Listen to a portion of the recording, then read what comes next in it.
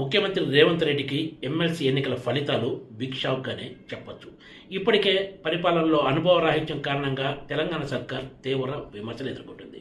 ఇప్పుడు రాజకీయంగా కూడా ఎమ్మెల్సీ ఎన్నికల్లో ఘోర పరాజయం చవిచూడటంతో రాబోయే రోజుల్లో కాంగ్రెస్ సీనియర్ నేతలు ముఖ్యమంత్రి రేవంత్ రెడ్డిని టార్గెట్ చేసే అవకాశాలు లేకపోలేదనే చర్చ సాగుతుంది. ఇంతకాలం కాంగ్రెస్ సీనియర్ నేతలంతా మౌనాన్ని ఆశ్రయిస్తూ వచ్చారు.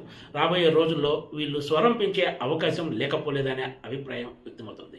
ప్రతిపక్షంలో ఉండగా గెలిచిన కరీంనగర్ పట్టభద్రుల ఎమ్మెల్సీ స్థానాన్ని అధికారంలో ఉండి కూడా కాంగ్రెస్ నిలబెట్టుకోలేకపోవడం తీవ్ర విమర్శలకు కారణమవుతుంది. సహజంగా అధికారంలో ఉన్న పార్టీలే ఉప ఎన్నికలైన ఎమ్మెల్సీ వంటి ఎన్నికల్లో గెలుస్తూ వస్తాయి, గెలుపు కోసం తీవ్ర ప్రయత్నాలు చేస్తాయి. గతంలో జరిగిన ఎన్నికలు చూస్తే మెజారిటీ సార్లు అధికార పార్టీనే ఉప ఎన్నికలను ఇలాంటి ఎమ్మెల్సీ ఎన్నికల్లో విజయం సాధించిన సందర్భాలే ఎక్కువ. కొన్నిసార్లు దీనికి మినహాయింపులు ఉన్నా కూడా ఓవరాల్గా చూస్తే అధికార పార్టీకి ఉన్న అర్ధబలం, అంగబలం వంటివి ఎన్నికల సమయంలో కలిసి వస్తాయనే విషయం ప్రతి ఒక్కరికి తెలిసిందే.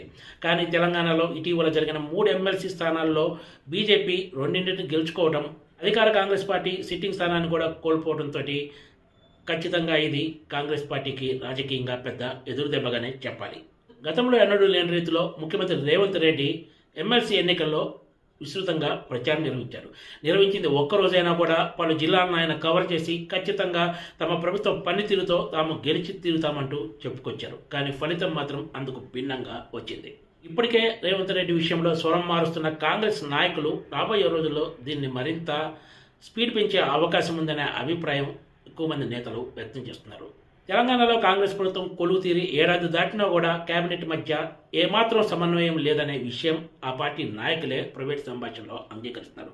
ఎవరికి వారే అన్న తీరుగా వ్యవహరిస్తూ ఉండటం కూడా పాలనలో పట్టు రాలేదనే చర్చకు కారణమవుతుందనే అభిప్రాయం అందరిలో ఉంది. మొన్నటి ఎమ్మెల్సీ ఎన్నికల్లో కూడా అధికారంలో ఉండి కాంగ్రెస్ నాయకులంతా ఐక్యంగా కృషి చేయకపోవడం వల్లనే ఈ ఫలితం వచ్చిందనేది చాలామంది అభిప్రాయం. ముఖ్యమంత్రి రేవంత్ రెడ్డి కూడా అందరినీ కలుపుకొని పోవడం లేదని ఇది కూడా తాజా ఎమ్మెల్సీ ఫలితాలకు ఒక కారణంగా చెప్తున్నారు. కరీంనగర్ గ్రాడ్యుయేట్ ఎమ్మెల్సీ సీట్ను బీజేపీ అభ్యర్థి అంజిరెడ్డి దక్కించుకున్నారు. 2వ ప్రాధాన్యత ఓట్లతో ఆయన విజయం ఖరారైంది.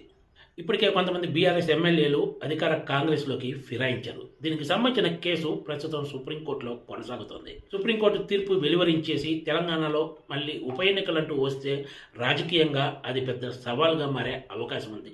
తాజా ఎమ్మెల్సీ ఎన్నికల ఫలితాలు అధికార కాంగ్రెస్ పార్టీని ఆత్మరక్షణలో పడేసాయని చెప్పాలి. సుప్రీంకోర్టు తీర్పు ప్రకారం ఉప ఎన్నికలంటూ వస్తే ఆ స్థానాలను కాంగ్రెస్ పార్టీ తిరిగి నిలబెట్టుకోలేకపోతే రాజకీయంగా రేవంత్ రెడ్డి గడ్డు పరిస్థితులు ఎదుర్కోక తప్పదనే చర్చ రాజకీయ వర్గాల్లో సాగుతుంది. బీఆర్ఎస్ నుంచి కాంగ్రెస్ పార్టీలో చేరిన ఎమ్మెల్యేలో కొంతమంది ఇప్పటికే తీవ్ర అంతర్మదనంలో ఉన్నారనే చర్చ కూడా రాజకీయ వర్గాల్లో సాగుతుంది. మొత్తానికి తాజా ఎమ్మెల్సీ ఎన్నికల ఫలితాలు మాత్రం అధికార కాంగ్రెస్ను ఆత్మరక్షణలో పడేశాయని చెప్పాలి.